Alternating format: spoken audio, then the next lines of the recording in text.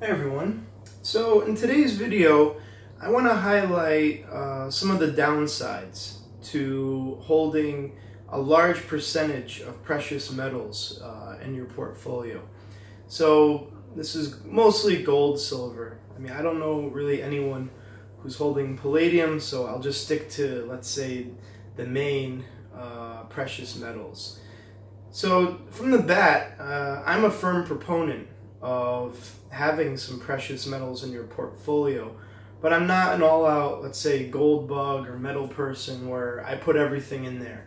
The main thesis I have is if you feel there's going to be some apocalypse or something and the world is going to end, you need this, well, there's going to be a lot worse things than your financial portfolio, and I don't see that. I don't believe in this doomsday, and I think there's going to be bigger problems than, your gold.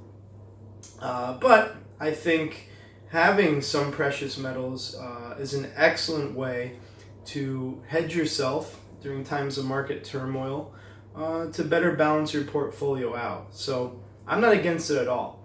But I'd like to highlight some reasons why I don't think it should be a huge aspect of your portfolio. So one of the biggest things is I'll call holding costs. When interest rates were higher, you could put your money in the bank and you'd earn interest. It's kind of changed now. I mean, in some cases, in a checking account, they're going to charge you a fee. But without getting into details, mostly you can put your money into a bank. It's fine there, and you may earn a little interest. When you're holding gold, that's a little bit different because now you're the security area. You don't want to just leave your gold bars sitting outside or out in the open. Some places will allow you to store them professionally in their vaults, but now you're paying a fee for this. So that's a downside because that's a cost you. You can hold it in your home, but you want to put it in a safe place. Maybe you don't want to let a lot of people know that you have this gold. You kind of have to think about where it is. So that does come at a price. It's not so bad, but just keep in mind to hold the gold physically is an issue. And if you have a lot of metals, I mean, it does get heavy, then it's a lot to carry around. If you move and you have a lot of gold, you also have to move that. Or you move, you have a checking account, your money is sitting there. Like I said, you could always put your money in a vault, but then you're paying for this vault fee. So that's one downside. That's not such an issue, but I'd say the biggest downside to holding too much gold in your portfolio is unless you time the market perfectly, it may take a while to get a return on that investment. So in this time, you're not earning anything. Now, an alternative, which I've mentioned before, is you get a gold stock that pays a dividend.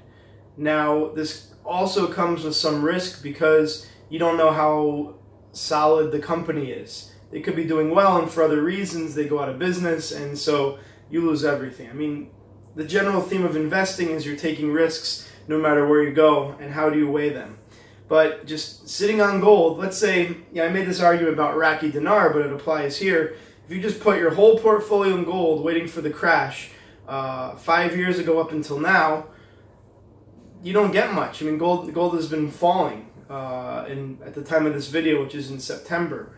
So your portfolio doesn't have anything right now in it compared to if you had some money in the stock market, which right now it's still going up as of September 2018. Who knows? So you're not earning anything just by having the gold sit there. And that's why you should, the general rule is around 5%. I mean, that's a guideline to follow.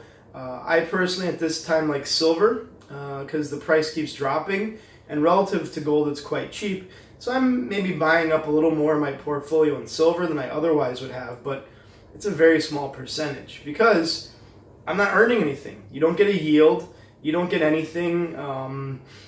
It's not easily loanable. I mean, how can you really loan out silver unless you really trust the person?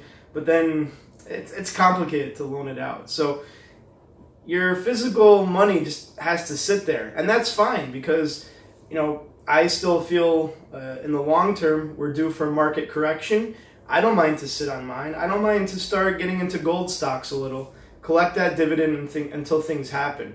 But I'm not going to just put my whole portfolio in it and sit there, because it doesn't do anything. You know, I think it serves its purpose as a good hedge, a good way to protect your portfolio in downturns, or in times, let's say in silver, where in relative terms the price is low. I mean, it has been lower, but it's quite low right now.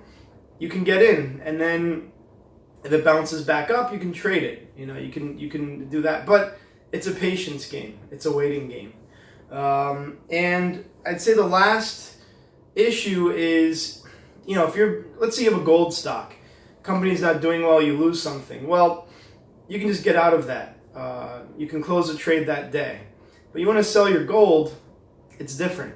The term is liquidity for gold isn't the best. Now, if you work with some of these companies, or you have in a vault and they can just swap out the owners, that is a bit faster. But as I mentioned in my first point, you're paying every month to store it there.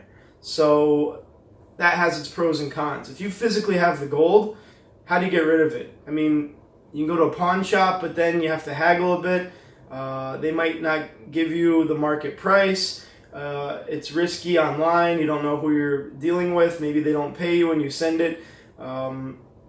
Maybe you can go to another store, but you know, if it's a fancy jewelry store or someplace else, they might have to tack on something because they have their own costs.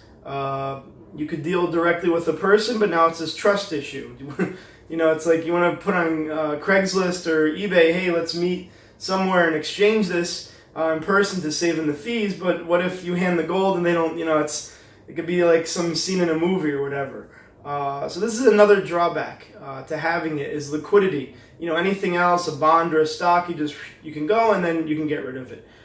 So for those who are going all in their portfolios, to say, and putting, you know, all this or considering, I wanted to make this video so you can at least weigh some of these drawbacks. And once again, I'll repeat, I'm not against investing in precious metals.